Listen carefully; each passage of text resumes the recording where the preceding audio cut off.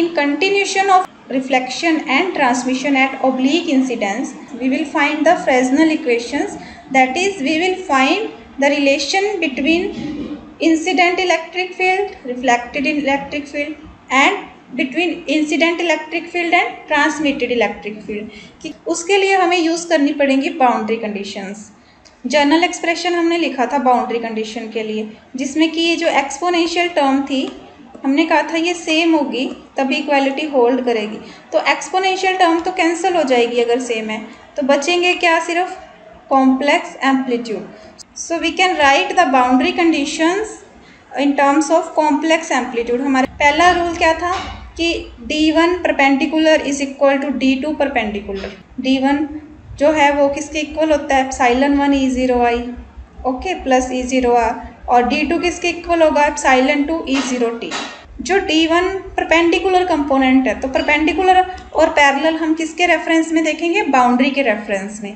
और हमने बाउंड्री कौन सी ली है, z is equal to 0, that is XY plane. So perpendicular यहाँ पे कंपोनेंट लिखेंगे तो एप्सिलॉन 1, और लेफ्ट साइड में हमें पता है टोटल इलेक्ट्रिक फील्ड कितना है, इंसिडेंट प्लस रिफ्लेक्टेड, और ये चीज़ जो है it means it is complex amplitude E0I plus E0R z component is equal to होगा एप्सिलॉन 2 E0T z कंपोनेंट। ये तो होगी first boundary condition.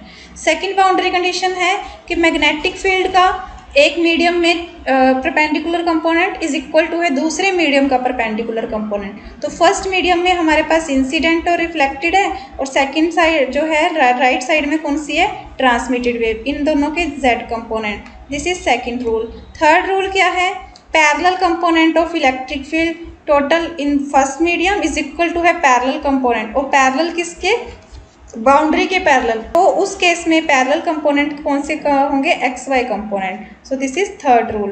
And fourth rule क्या था कि parallel component of B over μ1 is equal to parallel component of B over μ2। और इस side B कितना है total magnetic field first medium में, B इंसिडेंट और रिफ्लेक्टेड उसका XY कंपोनेंट, और इस साइड कौन सा होगा, transmitted component. Then again we can use this relation, B0 को हम E0 के टर्म में लिख सकते हैं 1/v k vector cross E।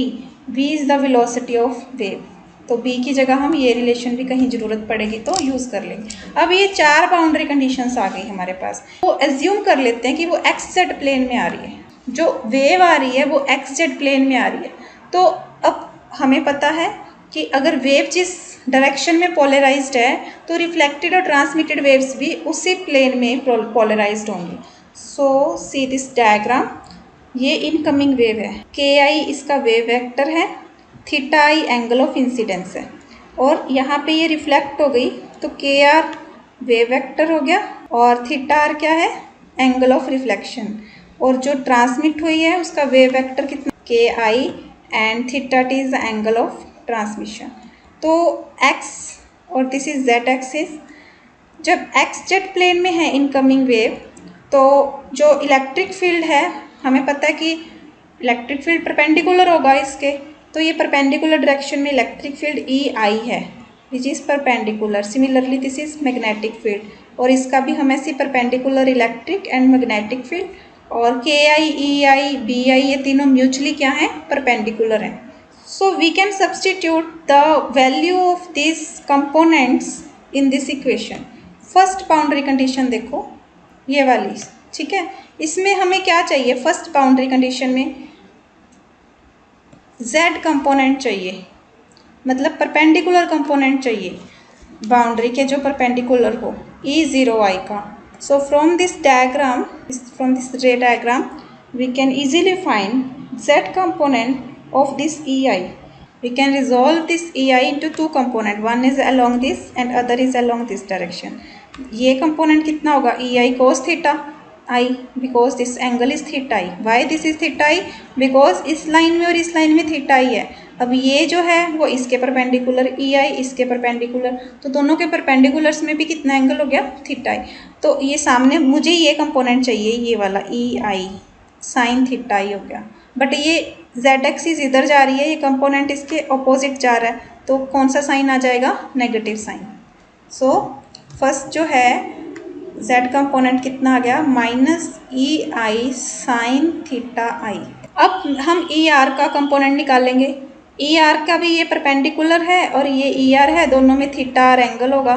और ये कंपोनेंट हो गया एक ये वाला, तो ये तो पॉजिटिव z डायरेक्शन में ही आ रहा है, E R sine theta R, ठीक है, प्लस साइन होगा क्योंकि पॉजिटिव z डायरेक्शन में। सिमिलरली ई टी जो है उसका हम z कंपोनेंट निकालेंगे, तो उसके लिए भी एक यहाँ पे परपेंडिकुलर ड्रॉ कर देंगे नॉर्मल, और ये कंपोनेंट हो गया एक ये वाला, तो ये फिर से नेगेटिव z डायरेक्शन की तरफ जा रहा है क्योंकि हमारा ई टी इस तरफ है और जो एंगल है वो थीटा टी है। So this component will be minus E zero T sine theta T. तो ये कंपोनेंट्स की वैल्यूज पुट कर दी हमने फर्स्ट बाउंड्री कंडीशन में। मैग्नेटिक फील्ड है, it is in Y direction क्योंकि वेव पोलराइज्ड है अगर एक्स जेड प्लेन में, तो सेकंड तो खत्म ही होगी, 0 is equal to 0 because magnetic field has no z component.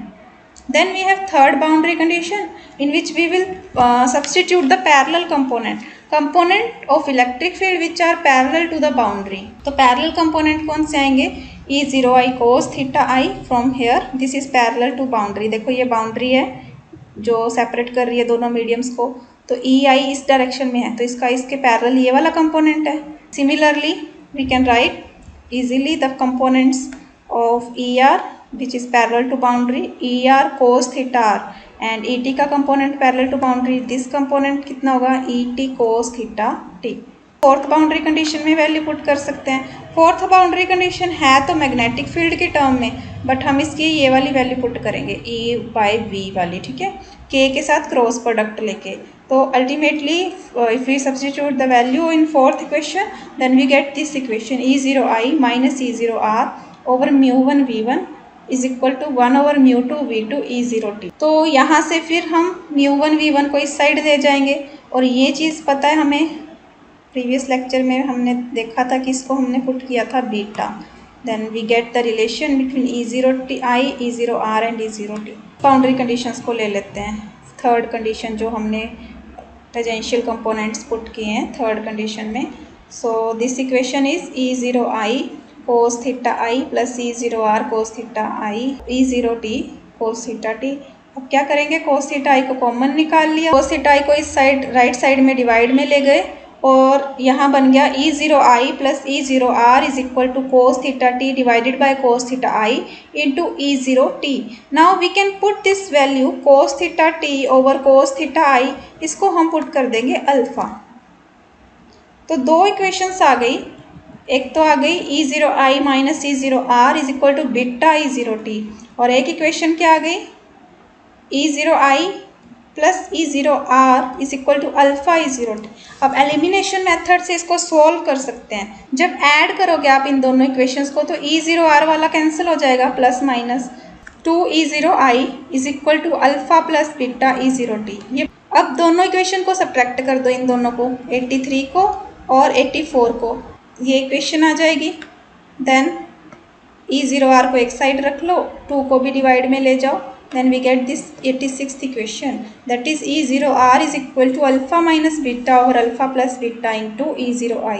तो इंसिडेंट इलेक्ट्रिक फील्ड का इतना फ्रैक्शन रिफ्लेक्ट हो रहा है और इतना फ्रैक्शन क्या हो रहा है, ट्रांसमिट हो रहा है। Amplitude of electric field transmitted and reflected in terms of incident electric field हमने निकाल लिया। ये दोनों इक्वेशंस को बोलते हैं Fresnel equations. These are known as Fresnel equations। Parallel polarisation ली थी हमने, अब परपेंडिकुलर पोलराइजेशन ले लें तो उसमें भी दो आएंगी equation. Other two Fresnel equations will be for polarisation perpendicular to plane of incidence. Alpha greater than beta होगा, देन ट्रांसमिटेड वेव जो है इंसिडेंट वेव के इन फेस होगी। Alpha is less than beta then it will be out of face.